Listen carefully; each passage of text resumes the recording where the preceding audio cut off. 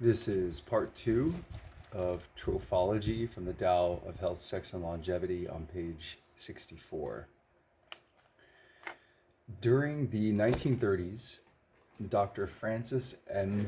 Pottinger conducted a 10-year study on the relative effects of pasteurized and raw milk, specifically on the diets on 900 cats. One group received nothing but raw whole milk, while the other was fed nothing but pasteurized whole milk from the same source. The raw milk group thrived, remaining healthy, active, and alert throughout their lives, but the group fed on pasteurized milk soon became listless, confused, and highly vulnerable to a host of chronic degenerative ailments normally associated with humans, including heart disease, kidney failure, thyroid dysfunction, respiratory ailments, loss of teeth, brittle bones, liver inflammation, and etc. But was what caught his attention most was what happened to the second and third generations. The first offspring of the pasteurized milk group were all born with poor teeth and small, weak bones, a clear cut sign of calcium deficiency, which indicated lack of calcium absorption from pasteurized milk. The offspring of the raw milk group remained as healthy as their parents. Many of the kittens in the third generation of the pasteurized group were stillborn, while those that survived were all sterile and unable to reproduce. The experiment had to end there because there was no fourth generation of cats fed on pasteurized milk, although the raw milk group continued to breed and thrive indefinitely. If that is sufficient proof of the ill effects of pasteurized milk, take note of the fact even that newborn calves fed on pasteurized milk taken from their own mother cows usually die within 6 months, a fact which the commercial dairy industry is loath to admit. Despite such scientific evidence in favor of raw milk and against pasteurized milk, and despite the fact that until the early 20th century the human species thrived on raw milk, it is actually illegal to sell raw milk to consumers in all but a few states in America today. It is far more profitable to the dairy industry to pasteurize milk to extend its shelf life, though such denatured milk does nothing whatsoever to extend human life. Furthermore, pasteurization renders milk from sick cows in unsanitary dairies relatively quote unquote harmless by killing some, but not all, dangerous germs, and this too cuts costs for the dairy industry.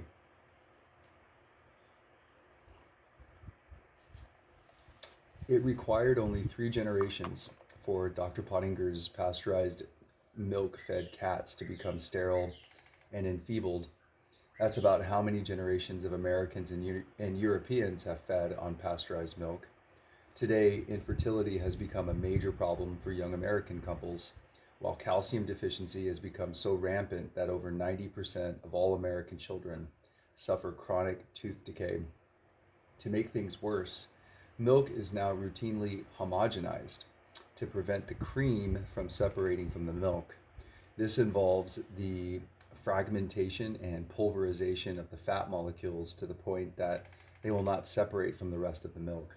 But it also permits these tiny fragments of milk fat to easily pass through the villi of the small intestine, greatly increasing the amount of denatured milk, or denatured fat rather, and cholesterol absorbed by the body. In fact, you absorb more milk fat from homogenized milk than you do from pure cream. Women worried about osteoporosis should take note of these facts about pasteurized milk products: that such denatured milk does not deliver sufficient calcium to prevent this condition in abundantly evident. Um, Read that again. This or that such denatured milk facts. Let's try that again. That such denatured milk does not deliver sufficient calcium to prevent this condition is abundantly evident from the fact that American women who consume great quantities of various pasteurized milk products suffer the world's highest incidence of osteoporosis. Raw cabbage, for example, supplies far more assimilable calcium than any quantity of pasteurized milk, yogurt, cottage cheese, or any other denatured dairy product. Recent studies at the Human Research Center in Grand Forks, North Dakota, indicates that the element boron is also an essential factor in absorbing calcium from food and utilizing it to build bones. Even more noteworthy, the level of estrogen in the blood of women given sufficient quantities of boron more than doubled, eliminating the need for estrogen replacement therapy, which is a common stopgap measure against osteoporosis in the West. And where do we find boron? In fresh fruits and vegetables, especially apples, pears, grapes, nuts, cabbage, and other leafy vegetables, where, where we also find calcium. Nature has already provided abundant sources of all the vital nutrients we need in synergistic form, but man insists on cooking and processing them to death, and then wonders why his diet doesn't quote unquote work. Adults should seriously reconsider milk as a constituent of their daily diets, unless they are able to obtain raw certified milk, which is an excellent food. To stuff children with pasteurized milk in order to make them grow strong and healthy is sheer folly because they simply cannot assimilate the nutrients. Indeed, men, women, and children alike should eliminate all pasteurized dairy products from their diets. For these denatured dairy products only gum up their intestines with layer upon layer of slimy sludge that interferes with the absorption of organic nutrients. The rule for dairy is eliminate pasteurized and homogenized milk entirely from your diet immediately. If raw certified milk is available, consume it as a whole food in itself, not in combination with other foods. Do not mix it with anything. Eat it alone or leave it alone. When it comes to desserts, one should avoid any sort of sweet dessert after a big meal, for this type of food combines very poorly with everything. Even fresh fruit should be avoided right after a big meal because it will back up in the stomach and ferment instead of digest. If you really have a sweet tooth and crave cakes, pies, and pastries, indulge your habit occasionally by making a whole meal of them. They are still not good for you, but at least taken alone, they will not cause as much gastric distress and toxic byproducts as when taken after meals. The rule for desserts is, avoid sweet, starchy desserts, as well as fruits, after large meals of protein or carbohydrates. Correctly combining foods makes all the difference in the world to proper digestion and metabolism. Without complete digestion, the nutrients in even the most wholesome food cannot be fully extracted and assimilated by the body. Moreover, incomplete digestion and inefficient metabolism are prime causes of fat and cholesterol accumulation in the body.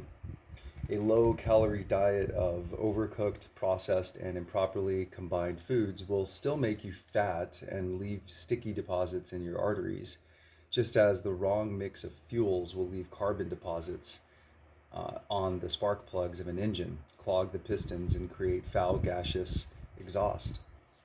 On the other hand, if foods are properly combined for consumption, then regardless of how many calories or how much cholesterol they contain, they will not make you fat or clog up your veins and organs, especially if at least half of your daily food intake is taken raw. If one follows the rules of trophology, there is no need to be a fanatic about controlling one's diet, no need to count calories, and no need to worry about cholesterol. Note also that there is no such thing as a food that is 100% protein or 100% carbohydrate. What counts is whether protein or carbohydrate is the major nutritional element in any particular food. Generally speaking, if a food item contains 15% or more protein, then it is categorized as a quote unquote protein food. while 20% or more carbohydrate makes it a quote unquote carbohydrate food. When combining different types of food in a single meal, it doesn't matter much if a little bit of protein is added to a basically carbohydrate meal or vice versa, especially if plenty of raw vegetables are included to provide active enzymes and fibrous bulk. Appendix 1 at the end of this chapter lists a wide range of foods according to the categories of proteins, starches, fats, fruits, and vegetables. As this list clearly shows, there are plenty of wholesome foods from which to construct a healthy meal without resorting to artificially refined processed foods. Appendix 2 provides sample menus for a week. Ideally, one should consume only one variety of food at a single sitting. A glance at nature provides this point. Carnivorous animals never consume starchy items with their meat, but they do supplement digestion and occasionally purge their bowels by chewing on wild weeds that have medicinal properties. It has also been observed by bird watchers for centuries that birds eat bugs and worms at one time of day and seeds and berries at another time, but never together. What makes modern man think that his digestive tract is so different from all other species in nature? Even though the traditional Chinese diet relies heavily on rice, a closer look at Chinese eating habits shows that up until the mid 20th century, the rice was consumed according to the rules of trophology. For example, when Chinese families eat at home, their meals are usually heavy in fresh vegetables and bean curd products and very light in meats. When Chinese go out for a big banquet at a restaurant, rice is generally not served at all, specifically so that it does not interfere with the enjoyment and digestion of all the meat, fish, and fowl that always appear on banquet menus. Today, however, modern lifestyles have eroded these healthy eating habits among urban Chinese, much to the detriment of their health and their longevity.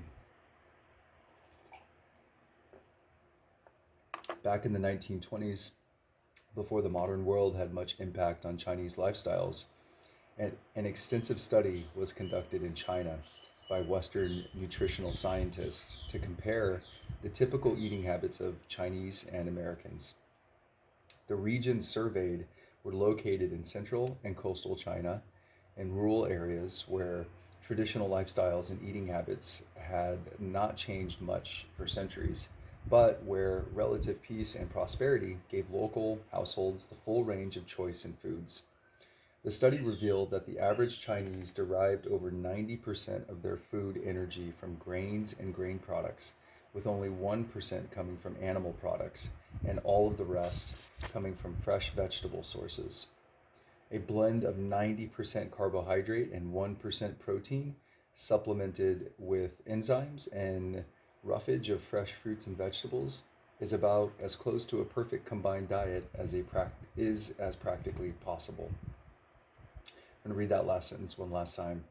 A blend of 90% carbohydrate and 1% protein, supplemented with enzymes and roughage of fresh fruits and vegetables, is about as close to a perfectly combined diet as is practically possible. The same study then turned towards the eating habits of typical Americans, with the most revealing results. 39% of the average American's food energy came from grains, 38% came from animal products, and most of the remaining 23% came from refined sugars. Vegetables and fruits accounted for a minuscule portion of the American diet. One could hardly concoct a more poorly balanced diet from the viewpoint of trophology. According to the results of Dr. Pottinger's experiments with cats, the damage from such denatured diets can be transmitted to the next generation. So let's take a close trophological look at the Great American Meal, which is rapidly spreading digestive and metabolic malaise throughout the world via huge corporate fast food chains. That all American meal consisting of a cheeseburger with french fries and washed down with a milkshake or a sweet cola.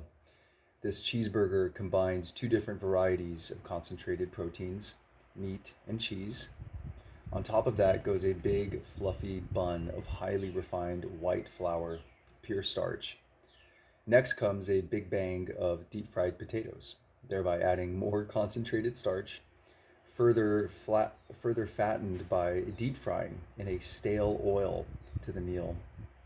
And finally, this mess is washed down with a big frozen milkshake, adding pasteurized milk to the meat and the starch and the fat, plus several spoons of refined white sugar to thoroughly gum up the works. Breaking one or two rules of trophology at any given meal is bad enough, but the Great American Meal breaks at least six. Small wonder that in a recent nationwide health survey in America, reported in an Associated Press bulletin in July of 1986, 49% of the population reported chronic daily stomach pain and gastrointestinal distress, constipation, and other ailments of the digestive tract.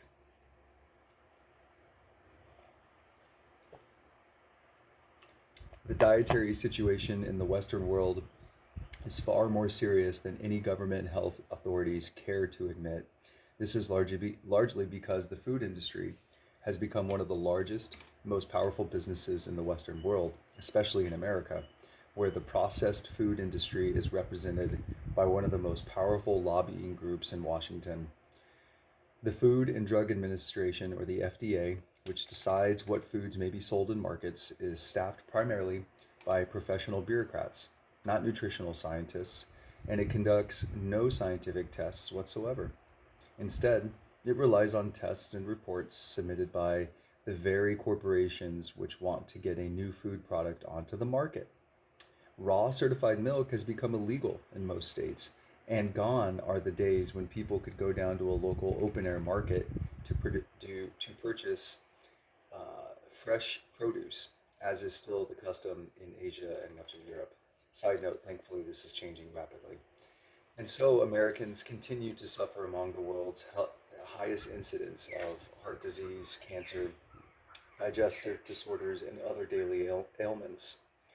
The facts are facts, and so have to look at the following startling facts about diets and malnutrition in America, compiled by American medical scientists and published in the March April 1958 edition of the American Journal of Clinical Nutrition. A careful comparative examination of the diets and health of beggars in India and apparently healthy young American teenagers revealed that in India, the average daily caloric intake of the typical beggar amounted to less than half of the typical American. Yet, only 6.25% of the beggars showed any signs of nutritional deficiency, while a staggering 75% of the American teenagers showed signs of severe malnutrition. Only 1.25% of the Indian beggars suffered dental cavities, compared with over 90% of the young Americans. The conclusion? The typical beggar in India derives greater health from his meager diet than the average American teenager does from his quote unquote rich diet. A similar study in Mexico found similar results. The September 1951 issue of Harper's Magazine reports the results of a long term study of the dietary habits of Mexican peasants conducted by MIT's Dr. Robert Harris.